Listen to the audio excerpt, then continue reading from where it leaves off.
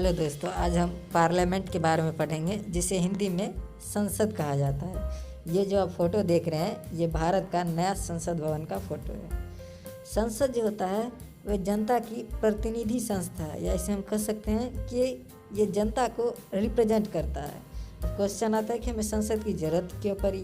तो कोई भी जो लॉ होता है वो सबसे पहले संसद में ही पास होता है, इसके बाद वो लॉ बनता है। और दूसरा, जो कोई भी सरकार काम करता है संसद में एक अपोजिशन पार्टी रहती है जो उसे देख रेख करती है जैसा ये सरकार अच्छा काम कर रहा है या नहीं। संसद जो है उसके 3 अंग होते हैं। पहला राष्ट्रपति, दूसरा लोकसभा और तीसरा राज्यसभा। वही वर्तमान के राष्ट्रपति श्री रामनाथ कोविंद हैं और उपराष्ट्रपति एम वेंकैया नायडू हैं। ये जो आप फोटो देख रहे हैं ये संसद भवन के अंदर का फ़ोटो है। चलिए अब आगे हम राष्ट्रपति के बारे में पढ़ते हैं। आगे हम राष्ट्रपति के बारे में विस्तार से पढ़ेंगे, अभी थोड़ा संक्षेप नॉलेज ले लेते हैं। राष्ट्रपति जो होता है वह न लोकसभा और राज्यसभा के किसी के भी सदस्य नहीं होते हैं, फिर भी वह संसद के एक इंटीग्रल पार्ट्स होते हैं, मतलब कि अभिन्न है। क्योंकि कोई भी जो बिल होता है जो लोकसभा और राज्यसभा से पास होता है वो तब तक लॉ नहीं बनता है जब तक राष्ट्रपति उसे अपनी स्वीकृति नहीं दे देता। और जो राष्ट्रपति हैं वो लोकसभा को डिजॉल्व कर सकते हैं, मतलब उसे विघटित कर सकते हैं। चलिए अब हम लोकसभा के बारे में पढ़ते हैं। लोकसभा की जो अधिकतम सदस्यों की संख्या होती है वो 552 होती है। उसमें से 530 जो है वो राज्यों से चुन के आते हैं और केंद्र शासित प्रदेश से 20 चुन के आते हैं। और जो 2 होते हैं वो एंग्लो इंडियन होते हैं जो कि राष्ट्रपति के द्वारा मनोनीत किए जाते हैं। अभी वर्तमान में जो लोकसभा की सदस्यों की संख्या है वो 545 है। उसमें से राज्य से 530 और केंद्र शासित प्रदेश से 13 है और 2 एंग्लो इंडियन है। चलिए अब हम एंग्लो इंडियन के बारे में थोड़ा जानकारी लेते हैं कि एंग्लो इंडियन किसे कहते हैं। मान लीजिए कोई व्यक्ति है और उसके पिता हो या दादा हो या कोई जो पूर्वज है वो यूरोपीय कंट्री से हैं और वो भारत में आके परमानेंट रह रहा है, कि वह भारत का सिटीजन है और यहीं रह रहा है बहुत दिनों से और परमानेंट यहीं पे रहेगा, तो उसे हम एंग्लो इंडियन कहते हैं। लोकसभा को जो 1954 से पहले जनता का सदन कहा जाता था, इसके बाद 1954 के बाद उसे जनता के सदन को लोकसभा या निचला सदन या पहला चैम्बर या चर्चित सदन कहा जाता है। चलिए अब आगे हम लोकसभा के बारे में, लोकसभा की कुछ सीटें हैं उसके बारे में जानकारी लेते हैं। आंध्र प्रदेश में लोकसभा की कुल 25 सीटें हैं।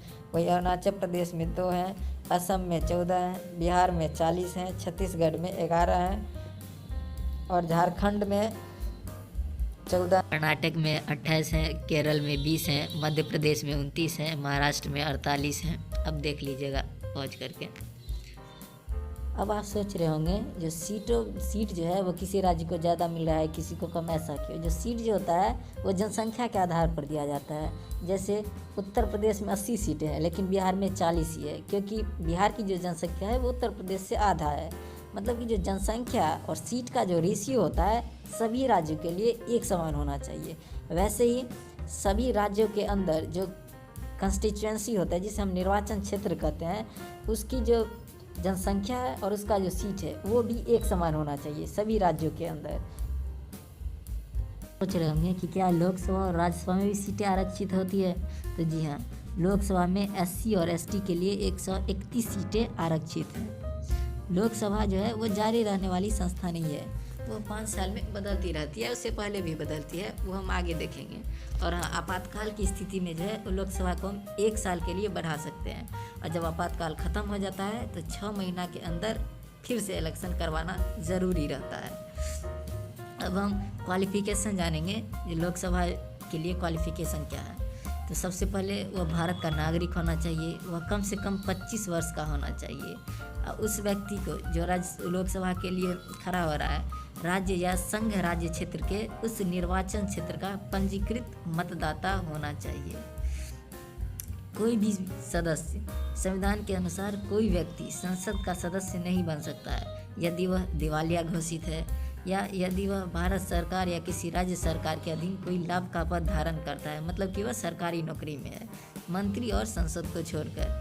वह चुनावी अपराध या चुनाव में भ्रष्ट आचरण के तहत दोषी करार दिया गया हो या उसे भ्रष्टाचार या निष्ठाहीन होने के कारण सरकारी सेवाओं से बर्खास्त किया हो गया हो, मतलब कभी सस्पेंड उसके किया गया है, तो वो लोकसभा का इलेक्शन नहीं लड़ सकता है। अब चलिए हम राज्यसभा के बारे में जानते हैं।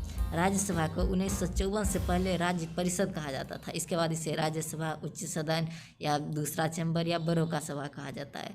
इसमें अधिकतम जो सदस्यों की संख्या होती है वो 250 होती है। 238 सदस्य राज्य या संघ राज्य क्षेत्र से चुने जाते हैं और जबकि 12 सदस्य राष्ट्रपति के द्वारा मनोनीत किए जाते हैं। अभी वर्तमान में राज्यसभा में 245 सदस्य हैं, 233 संघ या राज्य क्षेत्र से, 12 राष्ट्रपति के द्वारा। आगे हम जानेंगे कि राष्ट्रपति किस व्यक्ति को चूज करता है राज्यसभा के लिए। संसद में अब भाषा की बारी है, जो कौन सी भाषा का उपयोग किया जाता है। तो वैसे 2 भाषा महत्वपूर्ण है, हिंदी और अंग्रेजी, लेकिन जो पीठासीन अधिकारी होते हैं उसके बारे में हम आगे में पढ़ेंगे। वह किसी भी सदस्य को अपनी मातृभाषा में बोलने का अधिकार दे सकता है कि जो आप अपनी मातृभाषा में बोल सकते हैं।